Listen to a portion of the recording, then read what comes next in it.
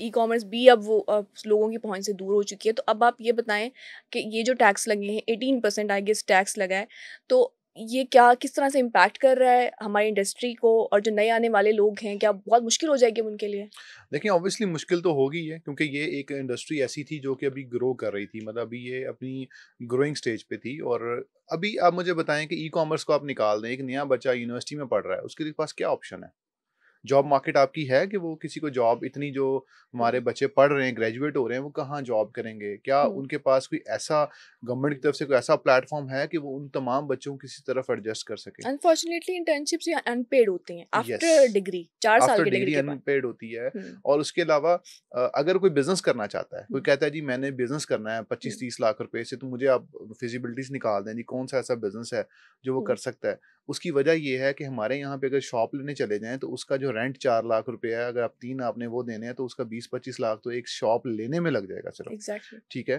तो अब इसके अलावा हमारे पास क्या ऑप्शन था? इसके अलावा ऑप्शन हम्म, ही ये था कि ऑनलाइन बिजनेस, कोई फ्रीलांसिंग कर लें जी, हम्म, हम कोई ऑनलाइन अपना ई कॉमर्स का बिजनेस कर लें। हम्म, तो इसके अलावा तो ऑप्शन ही कोई नहीं है। हम्म, ठीक है। और that was the best option कि जो न्यू लोग थे, हम्म, जो कि अपना कोई छोटा बिजनेस करना चाह रहे थे, क्योंकि ई कॉमर्स एक वाहिद बिजनेस है जिसके अंदर हमारे पास कुछ ज़्यादा इन्वेस्टमेंट रिक्वायर्ड नहीं है hmm, to start a new business. Hmm, ठीक है। तो उसके अंदर जब इतना हैवी टैक्स आप लगाएंगे तो ऑब्वियसली जो न्यू एंट्रेंट्स हैं उनके लिए प्रॉब्लम तो होगी। एग्जैक्टली। ठीक है। तो हम्म, जो बड़े जो पुराने लोग हैं, जो हम्म, पहले से काम कर रहे हैं, वो किसी तरीके से उसको सर्वाइव कर लेंगे, हम्म, कोई टैक्सेस को मैनेज कर लेंगे, उनके पास हम्म, लॉयर अच्छा होगा, हम्म। वो टैक्स रिटर्न्स को कर लेंगे, वो अपनी सोर्सिंग बेहतर कर लेंगे, लेकिन वो उनकी सेल्स पे इम्पैक्ट तो पड़ेगा। ऑब्वियसली पड़ेगा, हम्म, क्योंकि ये अच्छा एक और मजे की बात, अब हम्म, 18% जो लगा है वो लगा तो एंड कंज्यूमर पे है।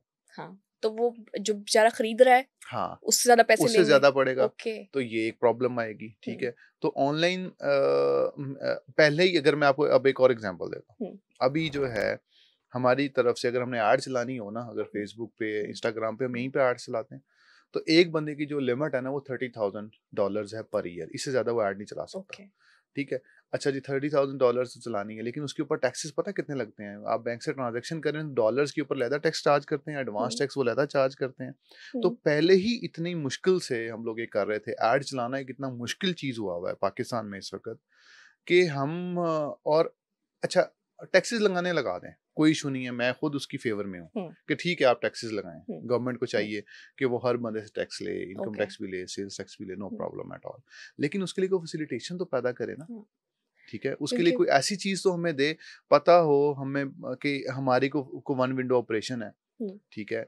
तो हमारे यहाँ जो इस वक्त आपने मेरी जो कंपनी का नाम लिया ब्रैकले, जब मैंने इसको रजिस्टर करवाना था ना, तो मैंने रिक्वेस्ट डाली एससीसीपी को कि जी मुझे ये कंपनी रजिस्टर करके दें।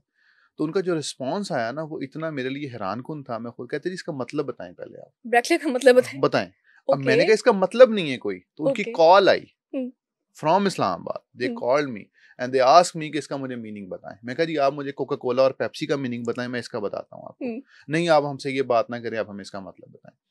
अब मैंने उनको कहा कि ये किसी शहर का नाम है। अच्छा। ठीक है। हालांकि कोई शहर नहीं है ये। हम्म, ठीक है। मैं कहा जी किसी यूके के हाँ, किसी किसी शहर का बाहरी कंट्री में होगा। होगा। ठीक है। तो मैंने उसको कहा कि अपनी जान छुड़ाई, उन्होंने हम्म, देन कंपनी रजिस्टर कर दी। अब आप तो ये अभी आपको डर अंदाजा नहीं लग करें। रहा ये बात बताते हुए ऑन ईयर?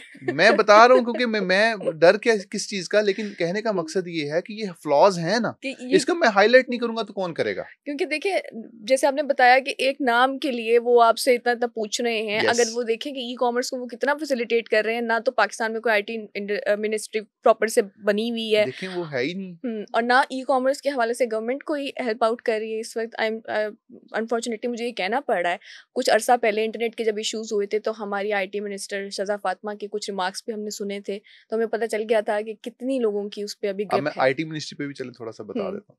अब जितनी भी आईटी के लोग हैं काम कर रहे हैं पाकिस्तान में, हम्म, क्या वो सारा पैसा पाकिस्तान में लैंड कर रहे हैं? हम्म, दिस इज द क्वेश्चन। नहीं कर रहे। उसकी वजह ये है कि अगर वो सारे पैसे अपने पाकिस्तान में मंगवाते हैं तो पाकिस्तान में कोई ऐसा स्ट्रक्चर मौजूद नहीं है कि वो पैसे दोबारा यूटिलाइज कर सकें। ओके। ठीक है। तो हमारी जो एक्सपोर्ट्स आईटी की बताई जाती हैं ये बहुत कम है, इससे ज़्यादा हो सकती हैं। हम्म, तो जो बड़े आईटी की कंपनीज हैं, जो बिग कंपनीज हैं, they only get the money for their employ salaries और हम्म, बेसिक रेंट्स और बेसिक एक्सपेंस के लिए। बाकी जो पेमेंट्स हैं वो पाकिस्तान मंगवाते ही नहीं है। ओके, तो वो बाहर ही खर्च हो यस। जाता है। और इसका जो इम्पैक्ट सेल टैक्स का ये भी यही आएगा। कि अब लोग अपना पैसा बाहर रखना शुरू कर यस, देंगे। पाकिस्तान अच्छा। मंगवाएंगे ही नहीं, पाकिस्तान हुँ, में मंगवाने पे टैक्स है। अब हुँ, आप बेसिक सी बात है, ठीक है? ये तो मेरे ख्याल से जो इनके एडवाइजर्स हैं, जो हुँ, इनको बताते हैं या जो बिल पेश करते हैं, हुँ, उन्होंने सिर्फ ये बताया कि जी इतने मिलियन डॉलर हमें इस पूरी इंडस्ट्री से हम टैक्स इकट्ठा कर लेंगे। हुँ। लेकिन उसके रिवर्स में उन्होंने ये नहीं बताया कि इसका बैड इम्पैक्ट आएगा पाकिस्तान पे। तो आप लोग जैसे ई-कॉमर्स के पायनियर्स में से हैं, आप लोग वैसे भी बहुत काम कर रहे हैं, तो आप लोगों को लूप में नहीं लिया गया, नो, कोई भी डिसीजन लेने से नहीं, पहले? कुछ भी नहीं लिया गया, पूछा ही नहीं आपको गया। बताया ही नहीं? नहीं, और बताना उसके क्या? बाद जब ये तजवीज़ आई थी टैक्स नहीं। की, तब आपने सोचा कि हम कोई प्रोटेस्ट करते हैं या इसके ऑब्वियसली किया, खिलाफ? प्रोटेस्ट किया, मैंने हुँ, खुद जो अप्रोच किया, तो उसके अंदर लेकिन ये एक था कि उन्होंने जो सेनेट ने इसको रिफ्यूज़ किया, हुँ, ठीक है? सेनेट ने इसके ऊपर वो नेगेटिव रिमार्क्स दिए। हुँ, अभी लेकिन फाइनल डिसीजन अब आएगा तो पता चलेगा हुँ, कि इस पर टैक्सेस की क्या सूरत-ए-हाल है, क्या चीज़ है। लेकिन ऑब्वियसली मैं टैक्सेस के खिलाफ नहीं हूँ, हुँ, टैक्सेस लगाएँ आप, लेकिन एक बॉडी बना दें। देखें, हाँ, आप मिनिस्ट्री ऑफ आईटी बनाइए, $2 बिलियन उसकी सारी एक्सपोर्ट्स हैं, हुँ, ठीक है? आप एक मिनिस्ट्री ऑफ ई-कॉमर्स बना दें। हाँ, ठीक है? वो मिनिस्ट्री जो है वो ई-कॉमर्स की पूरी एक्टिविटी को मैच करे, उसको देखे, उसको हुँ। एटलीस्ट पूरे सुपरविज़न के लिए कुछ ना सुपरवाइज़ कुछ होना करे चाहिए। और हुँ, रेगुलेट करे। इसके हुँ, जो प्रॉब्लम्स आ रहे हैं हमें, हुँ, हमें ऑथेंटिकेशन के प्रॉब्लम्स आते हैं, पेमेंट गेटवेज़ के हमें प्रॉब्लम्स हुँ, आते हैं, हमें बहुत सारे जो है वो पेमेंट मेथड्स हुँ, पाकिस्तान में चाहिए। वो एटलीस्ट कुछ तो इस पे काम करे, हुँ। इस पे कौन काम कर रहा है? कोई भी नहीं। लेकिन आप कह रहे हैं कि टैक्स सही चीज़ होती है। ऑब्वियसली एक मुल्क की टैक्स देखें, फंक्शनिंग टैक्स के लिए बिल्कुल होना होना चाहिए। टैक्स होता है, लेकिन 18% टैक्स 18% और अचानक से। देखें, आप हुँ, उसको पहले कम इसमें करते, हुँ, फिर आहिस्ता-आहिस्ता उसको बढ़ा लेते आप। हुँ, 18% ले जाएँ, हाँ। जितने भी कि आपका उसकी है। क्या इम्पैक्ट होगा, मेरे ख़्याल से ये सोचे समझे बगैर टैक्स लगाए जा रहे हैं या यस। उनकी तजवीज़ दी जा पहले भी रही है। सोचे-समझे बगैर लगाए जाते हैं। हुँ, हर इंडस्ट्री पे ही लगाए हुँ, जाते हैं। ऐसा नहीं है कि ई-कॉमर्स पहली दफ़ा लगाए हुँ, गए हैं। ये हर इंडस्ट्री पे सोचे-समझे बगैर ही लगाए जाते हैं और देन उसको बाद जब प्रोटेस्ट होता है, अगर उसके ऊपर बहुत ज़्यादा रिमार्क्स आ जाएँ, हुँ, तो उसको कम कर दिया जाता है। हुँ, अगर कोई ज़्यादा उसके बारे में कोई ना बोले, हुँ, तो उसको उसको छोड़ दिया जाता है। बस और 18% बनता है। आप ये बताएँगे कि जो टैक्स है ये किस तरह, जैसे आपने बताया कंज़्यूमर एंड पे ज़्यादा चार्ज जी। हो रहा है। तो ऑब्वियसली जो बेचारा जो सेलर है उसको भी इम्पैक्ट होगा, ज़ाहिर-सी बात है उसको अपनी प्राइस हाई करनी पड़ेगी अपने यस। प्रोडक्ट्स की, और कंज़्यूमर फिर वो शायद खरीदने में भी थोड़ा झिझकेंगे, जैसे पहले ईज़िली मिल जाता था। अब इसका ज़्यादा नुकसान सेलर को है, बायर को है? दोनों को है ओके। और इसका जब सेलर्स और बायर्स दोनों पे इम्पैक्ट आएगा तो इसकी जो ग्रोथ वो कम होगी, हुँ, सेल्स कम होंगी, चीज़ें महंगी होंगी, ठीक है? अभी देखें कि ये सिर्फ 18% नहीं है, इसके हुँ, अलावा जो है जो कैश ऑन डिलीवरी पे जब आप हम प्रोडक्ट डिलीवर करेंगे उस पे हुँ, एक अलहदा परसेंटेज इन्होंने टैक्सेस की लगाई है। हुँ, हुँ, उसके अलावा जो पेमेंट्स हम लैंड करवाएंगे पाकिस्तान में उसकी इन्होंने अलहदा जो है वो एक परसेंटेज लगाई, तो अप्रॉक्सीमेट अगर आप टोटल हुँ, कम्युलेटिव आप रफ आइडिया लें तो ये तकरीबन 40% में जाके बात बैठती है। 40%। ठीक है?